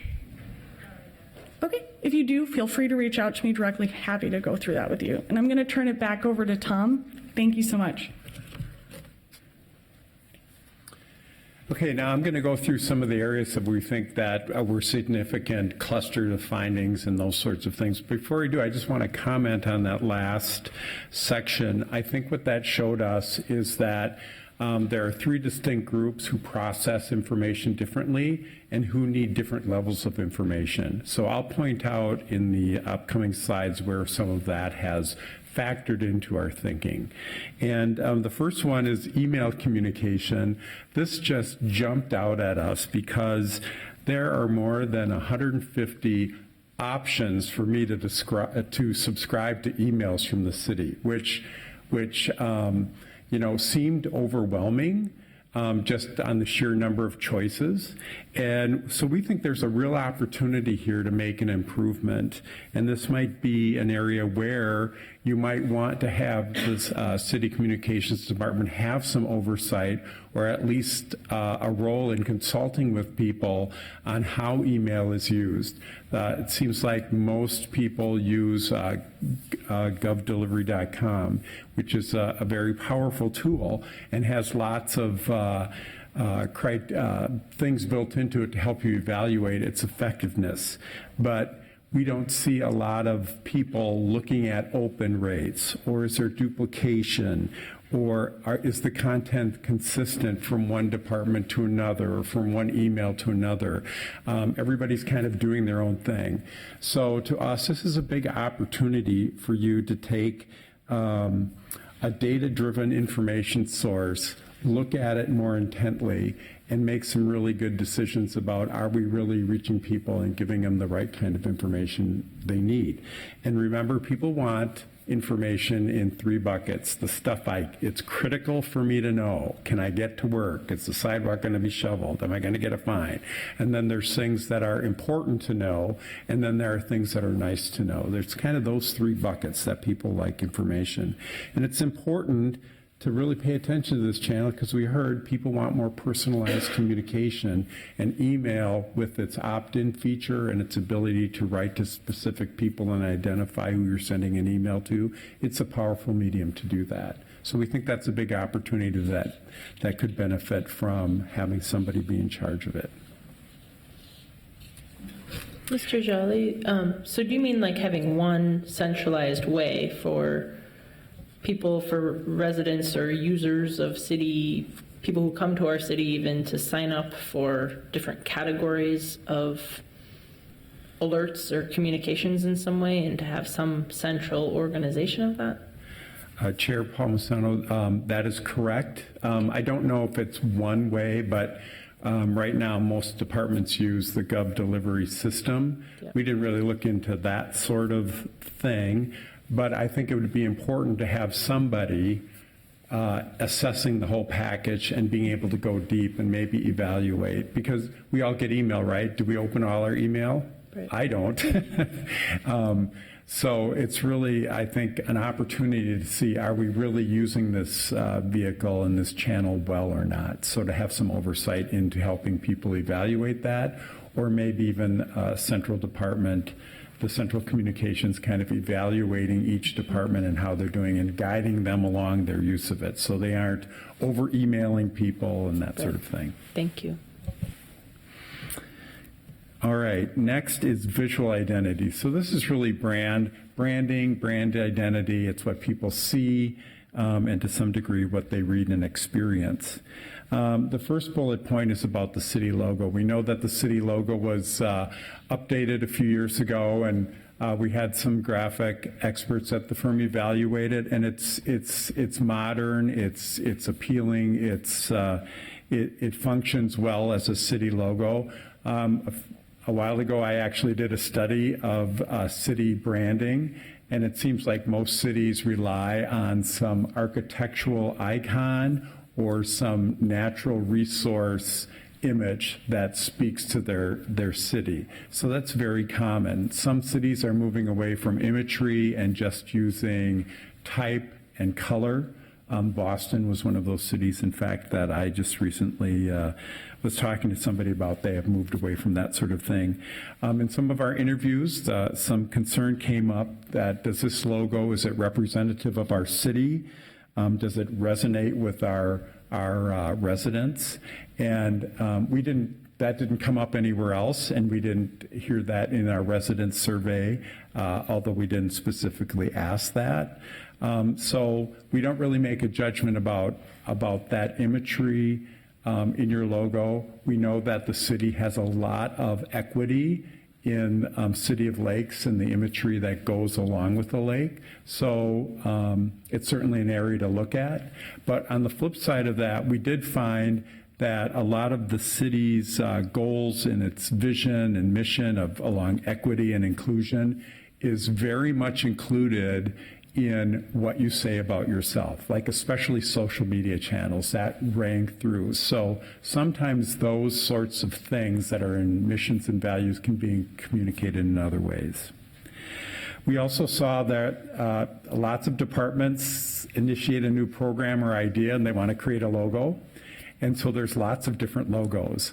And so we've been working with the city communications department a little bit to establish that criteria, when you should have a logo and when you shouldn't, because if you have a gazillion logos, it just adds to a lot of confusion.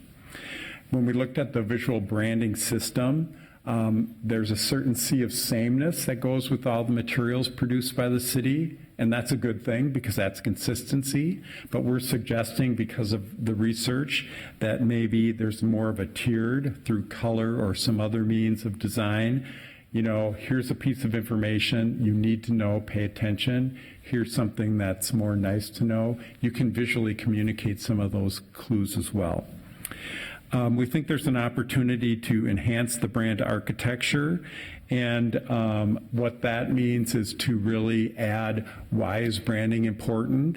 Maybe why is infusing the city's vision, mission, and goals into what you say when you talk about the city is important. That'll help people embrace the brand who are using it out in the department, whether they're producing an item that's visual or making a speech. Based also on the research, we think there's an opportunity to provide more guidance and education from the department to other departments as well. And that may work into, how do you work with us? How do we help you use the brand and use it properly? And then with the use of vendors and freelancers across the organization, we think it's a good idea to maybe certify or select some designers that get trained in how to use the Minneapolis brand, so when they're engaged by others to do that, they do it properly. In the report and in the addendum, there are many more suggestions for the department to implement, so we're just hitting the highlights here. Video services. So video is increasing. I mentioned before that people are becoming more visual, they're reading less. In fact, I just looked up the Pew study, and YouTube is the most used social media channel out there today. It has surpassed Facebook. And if you know about Facebook, there's a lot of video in there as well. So it's almost like everybody's becoming a video sharing site, and it's a way that people are getting lots of information. So I think looking forward, the communications department needs to take that seriously. Up and coming right behind all of these is Instagram. The next generation is the Instagram generation. So visual video is really important. City staff, we think, is at maximum capacity. They don't cover all meetings, but they cover a lot. 304 live meetings, 152 special purpose publications. This pales in comparison to the city of St. Paul or Hennepin County. So in a way, you're blazing a trail and being a leader there, but the need is only growing. As we looked at what is produced, who's seeing it, and how often, we think there's an opportunity to be a little more sophisticated in how you measure that. We can go and look on a YouTube site and say, oh, there's 300 views there. We can see there's so many downloads from the website, but there are more sophisticated tools out there that will say, well, who exactly is watching this and where and when and that sort of thing, and that'll give us clues on on what exactly we should expend our video resources on and what channels we should be in. A good example of that is city council meetings. This meeting as well. It gets a lot of viewership on the website. Other channels, not so much. So, I'm sad to say that council meetings are not the most popular video out there, but people do watch them, and we need to keep the public informed. But let's put that on the best channels. So the website serves that really well. Another example is the special purpose videos, about parking, about bike lanes. These are really well received, and people are watching them. And we recommend that those should be focused on YouTube, because that's where all the consumers are. And it also gives you the opportunity to promote those sites. With a little money, you can expand the viewership of that to the people who really need to see it. Mr. Jolly, if I could cut in Yes. with a question or comment from Councilmember Fletcher. Thank you, Chair Palmisano. I just want to ask, what's the disadvantage of posting it on YouTube? I actually do hear from constituents who that is how they engage with these meetings, and it seems like YouTube is more shareable than just posting on the website. So to the extent that people are communicating amongst themselves about things that are happening at the council, I've always viewed that as a really good thing. Councilman Fletcher, I think that's true to some degree. The challenge with YouTube is after you watch that video, YouTube takes over and starts recommending other videos for you to watch. So it's a challenge for generalized meetings, because you start heading in other directions. Again, we don't have the sophisticated tools to really answer your questions, so that's kind of why we're recommending that. But based on what we're seeing, the ability to download from the website seems to be a preferred place to get that sort of information. So I guess I'm just thinking through your question a little bit more.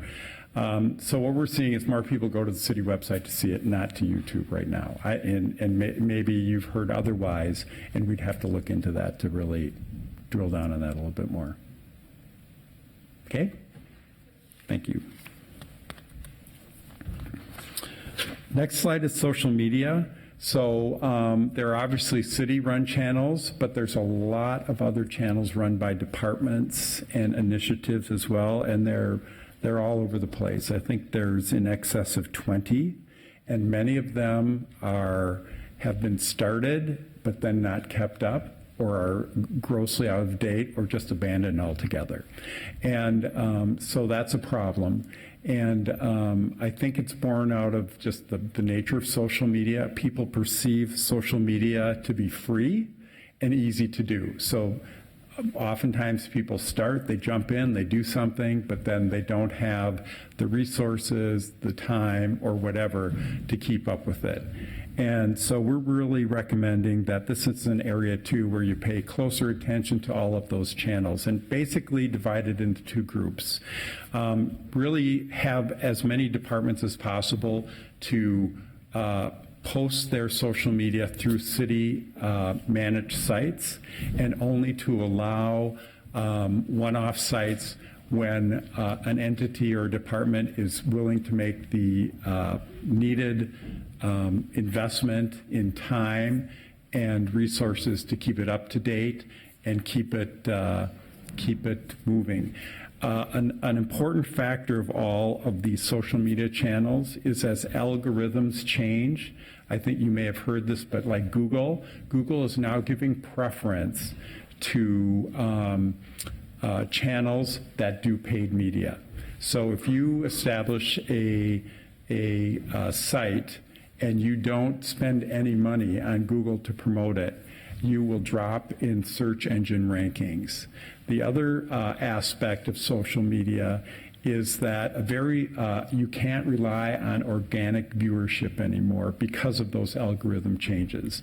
So a very small percentage of your viewership is going to see any one post that you make unless you invest some dollars in boosting or promoting that post along the way. So sophisticated users of social media understand this and do this. And the city department does invest some money in promoting social media posts. And if you look at city-owned channels, they have very large followings. So what we ultimately are recommending that the city department manage these, that they spend money to continue to build that following, and that all the city departments take advantage of that following, because people are going to have the better opportunity to see the social media posts. Another aspect of this is to realize too that people are moving away from their desktops and everybody's starting to read everything on their mobile devices. So everything needs to be mobile first content as well. And the city's doing pretty well here, but a continued focus on that is very important. And then earned media. So we looked at the last quarter of last year. We looked at the news releases, and then we looked at how well they were picked up and if key messages were carried forward, and kind of just what the general tone of the piece was. And just a few comments is media can sometimes overwhelm the communications department because it's very sporadic. Witness a presidential visit, it's all hands on deck. So everything stops to take care of that while that issue is happening. So that's a dynamic that the department has to deal with. Another one is social media posts. In these times, reporters will often get a news story idea or tip from a social media post that somebody somewhere sent. So that can generate a lot of media interest and require a lot of time and attention. The city council itself is a problem. You meet on Friday. Friday is the worst day to disseminate news. It's the end of the week. The weekday reporters are ready to take the weekend off. The weekend reporters are coming on staff. When we as a company want to bury news, we send it out on Friday afternoon. And that's usually when your news from the city council is being generated. And it doesn't work very well because reporters will want to talk to people, and people may or may not be available. Not people within city communications, but within the departments that the news is affected by. So we've made some suggestions about how to deal with that a little bit more, short of moving your meetings to another day. Mr. Jolly, if I can Yes. pause you for Councilmember Goodman. I'm sorry, Madam Chair, I'm going to need to leave to go to the Racing Commission meeting in St. Paul, so I had no idea this was going to be a 2-hour thing. We operate like a business in 2-week cycles. So operating the business of the city is more important, in my opinion, than getting media for it.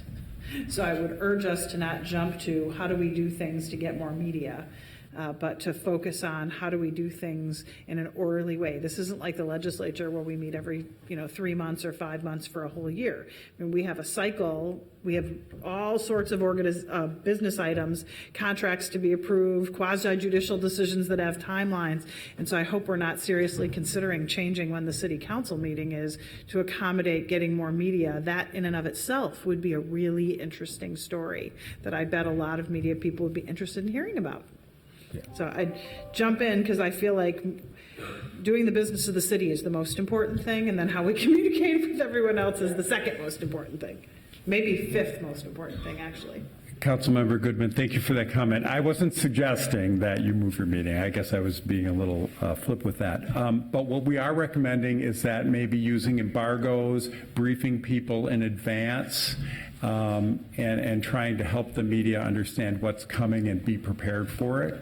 I think also one of the other things is when we do have a topic that's going to have a major decision on a Friday, and it's something that we know is going to generate a lot of buzz, that we strategically think ahead. How do we prepare for this announcement in a way that people have a deep understanding of it, so as they report on it, they will have a full understanding, and that if there's any follow-up to it, we will be part of the conversation. I think what happens sometimes is the news release goes out, they report on it, and then other voices take over the narrative, and whereas the city should continue that narrative to continually frame that issue. Does that make sense? Yep.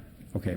So thank you. Thank you for your comment. I appreciate it. And just to be clear, I mean, I took your comments to say this isn't about looking for more media. This is looking at how do we best communicate clearly and keep the facts in stories and that kind of thing. A question on this slide that I have is you say that Earn Media desires speedier responses to data requests, and I'm wondering, is there any differentiation there between formal Freedom of Information Act requests, which we know are always, behind where people want them, or do you also mean just simple data requests to a department for information about, whatever topic that they're doing a story on, that they get pushed to communications and then they have to wait because we're so resource constrained in this department? Yes, Chair Palmisano, thank you for that. I do mean in that particular comment more complicated data requests. And in the body of the report, I think what's happening is reporters who work with the city all the time have learned, based on the city staff, of how long it takes to get some information free. They understand. It's reporters who don't have a lot of experience and just expect information a lot faster. I think in general, from our media interviews, that the reporters are very appreciative of the city staff. They know that they make themselves available on short notice. We know there's a little challenge sometimes in making department spokespeople available, and that's mentioned also in the report as well. So I think the point is to anticipate those needs and line up those people in advance is the key. But as far as data, I think there are some reporters who think the city is very good about responding to data requests, and they understand the process. Councilmember Fletcher. Thank you, Chair Palmisano. Kind of getting back to this question of, this question of sometimes decisions are getting made on a Friday. I think if we're making a decision on a Friday, that means that we're not all speaking in one voice as a council. And I think one of the tensions for the communications department, right? I mean, if we're having a contentious vote on a Friday where the outcome's uncertain, and I think that points to one of the gaps, I think, that you mentioned earlier, in the presentation. So what's based on your audit, what's your perception now of the role that communications plays with the council, especially when there's a contentious vote and it's not clear what the will of the council is in advance, who would do an embargo? Who would execute the kind of press recommendations that you're talking about? Given that it's not necessarily clear what the perspective is that city communications should be communicating. Councilman Fletcher, I don't have a very specific answer for that. I think the dynamic here is that you have a city with departments that are functioning like a business, and then you have a governing body that isn't always in agreement and doesn't always speak with one voice. So I think that is a challenge and a reality of kind of this unique thing called city government. And I don't know if we have a clear answer for that, other than when we talk about doing an embargo or an advanced briefing, it might be making people aware of the different points of view and why they're held, if that's possible. I don't know. I think we'd have to go like issue or topic by topic to figure that out. But I think the bigger point is to anticipate a decision coming down, anticipate different points of view, and to be able to articulate that in a way that the media will understand and hopefully increase the probability that they kind of treat every point of view as valid and not just, one person against another person, but kind of a multi-point of view, and that's how government and democracy works for that matter. So I don't know if that's a good answer, and I don't know if that's really something we drilled down into our report, but it certainly is a big dynamic. Great. And I just want to close the earned media section by saying, by and large, the reporters we talked to were very complimentary of the communications department. So I just wanted to note that as well. So the roadmap going forward, what I've tried to do here in the next few slides is just summarize steps you can take as a result of this. There's certainly more detail in the report. But the first one is to move more towards that centralized model, be very deliberate about it, saying here's the criteria when you go through city communications, here's the criteria when you get to do your own thing. And if there's something in the middle, we know why we're doing it that way in particular. I think the audit of all your resources would be, a financial audit would be really interesting and would help you evaluate vis-a-vis and maybe benchmark against some other organizations. We did that casually just in head count, and we found a variance there. I think a major component to help the city communications department plan and be more effective is in this next planning cycle, have every department try and identify what they see as their communication needs for the coming year and relay that information to the communications department. That will allow them to not only plan capacity-wise, but maybe look at when there might be some peaks and valleys, and there might be some flexibility there to allow them to plan better and be more efficient with it. Now that we've done this public opinion poll, some of those questions can serve as a benchmark. You can set some goals to say we want to move the disengaged, or we want to have close the communication gaps. So you can repeat that study in a few years in a benchmark and see how you're doing, if you're improving and getting information out. A lot of I just want to mention, it's inspired by the debates that some of the things will require additional investment. So that's the truth.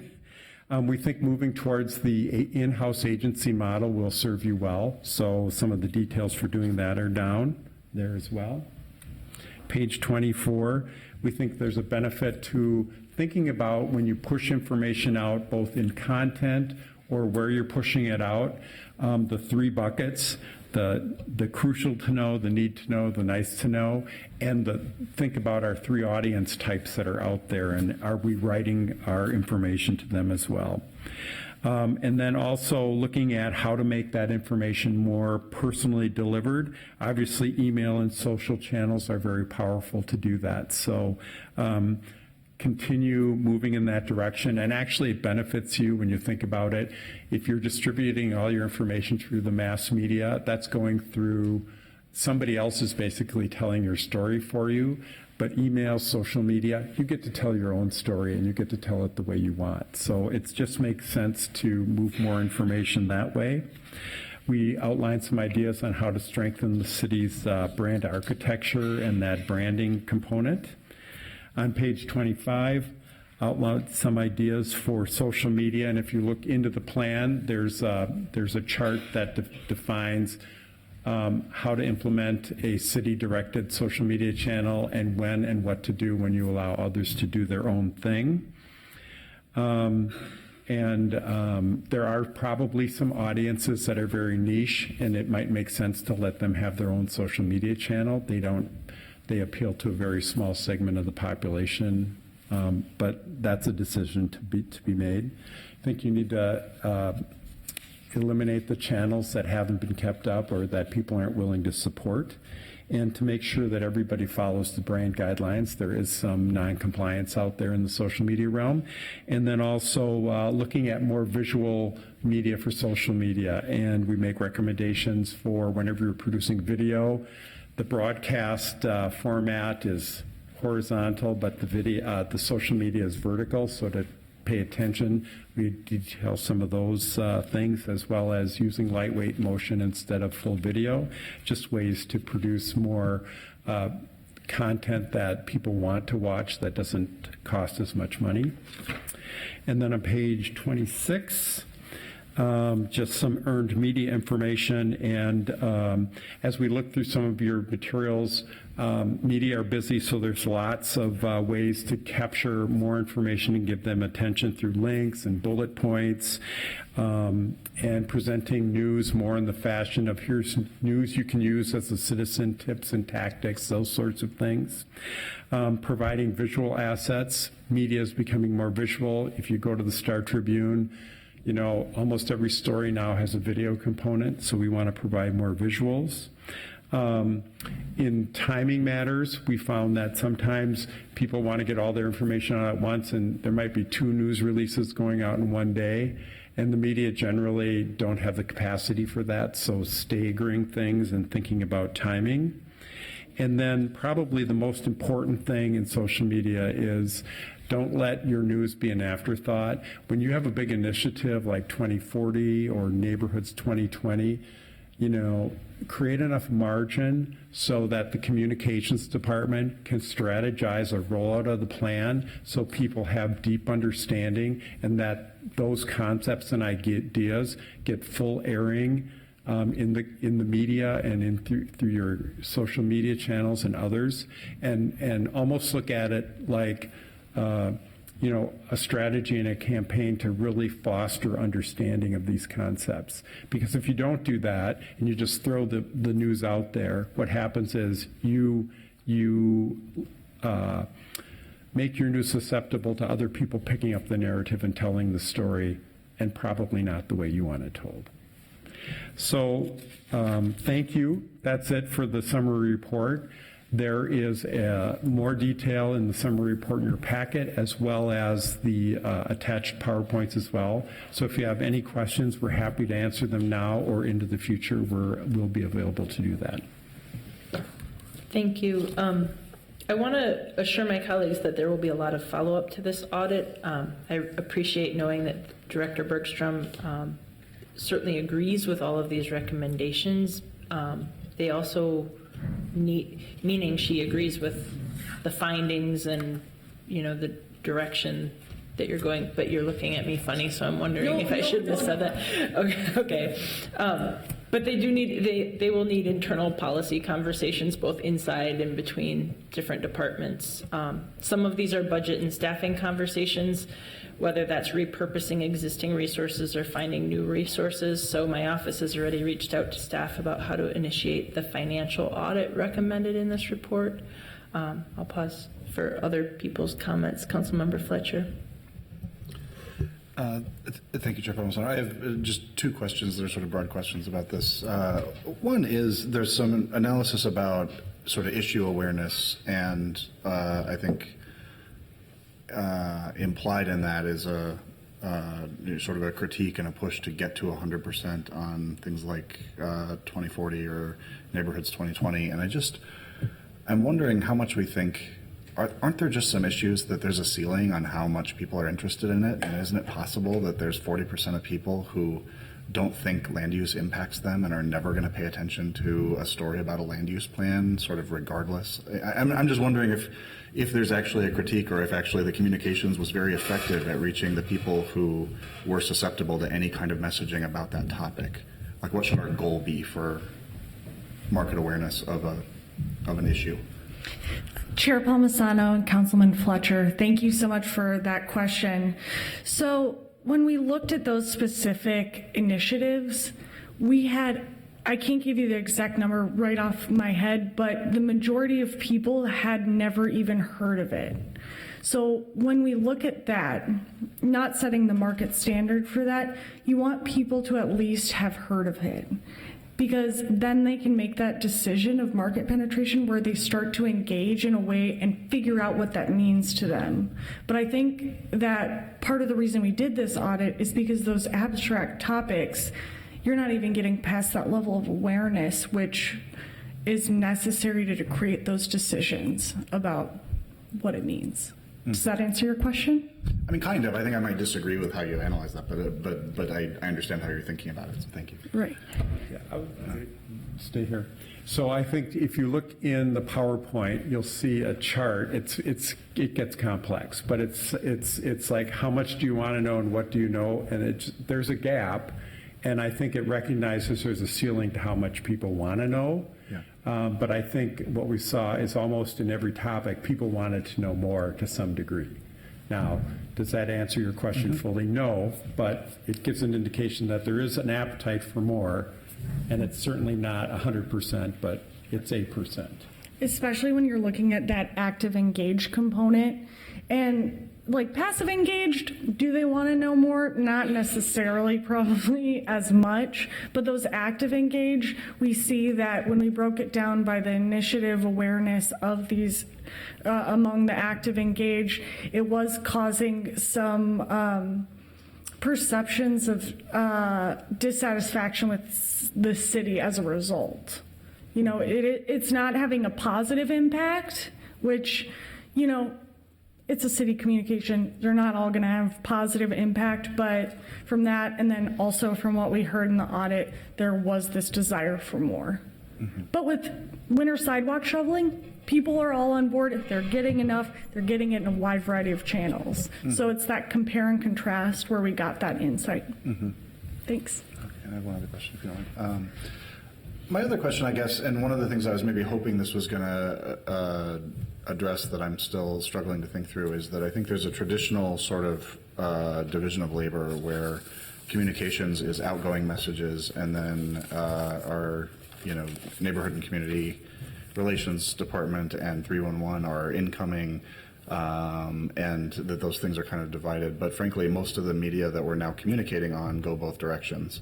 And I'm wondering if we're missing an opportunity for sort of thinking about how we can be engaging people as part of why people aren't feeling engaged with, that they feel like they are trying to reach out to us and that they are trying to engage with us on channels where we're not really set up to have the expertise to do the kind of drawing feedback in, because that's kind of not what we're focusing on. And so I guess I'm wondering, in general in the communications industry, my understanding is we're not maintaining those walls in the same way, in a lot of places. So I'm wondering if we've thought at all about to what extent is now communications, because of the platforms that they're managing, is their job as much receiving feedback in and engaging with people in that way, and how does that change the workload? How does that change the organizational structure, not just of communications, but also of NCR and 311, and sort of how we think about how people are reaching into the city as well as receiving messages out?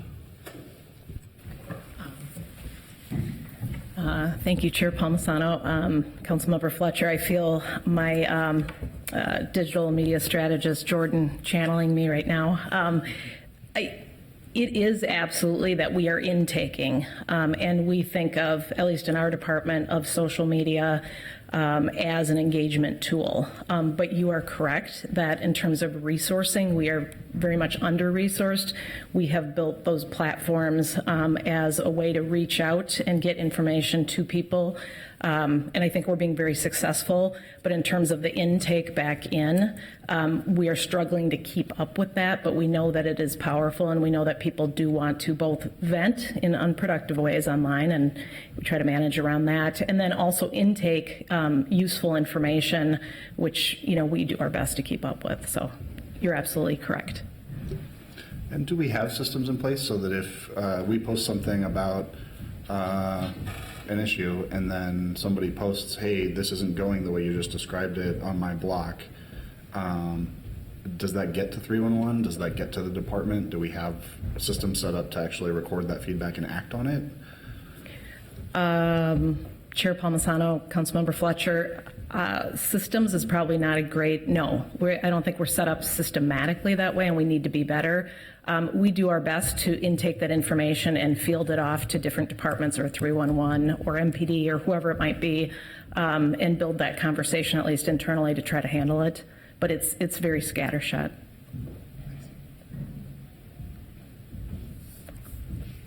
I don't see any other questions or comments. Did you have any other wrap up? I don't. I would like to say thank you, first of all, for your time. I know this has been a unique investment of time on all fronts, first and foremost here today at the Enterprise Committee, also with numerous city staff and internal stakeholders who have worked with Padilla and SMS Research to share their insights. And so I do want to thank everybody at the Enterprise and externally who have been able to share insight. There's a range, obviously, of recommendations, as you mentioned, Chair Palmisano, ranging from, big conversations, structural change, budget, and those conversations will continue, absolutely, as you mentioned. There are also easier things that we have been able to take on within our department as well. The brand kind of logo architecture piece, some of the social media work obviously is underway with the policy that was adopted by council. And just being more proactive, I think, with the hiring of the new deputy director position and filling that will be a key way for us to be more proactive in reaching out to departments across the enterprise and also building some of those proactive plans so that we can get in front of departments and say, hey, what do you have on the horizon?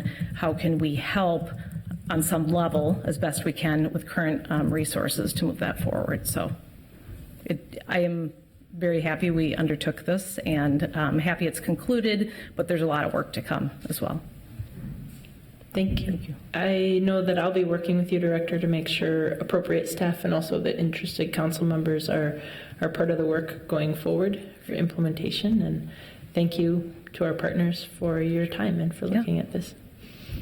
With that, I'll move to receive and file this report. All those in favor, please signify by saying aye. Aye. Opposed? That carries. And at this point, we're done with our agenda and we are adjourned. Thank you.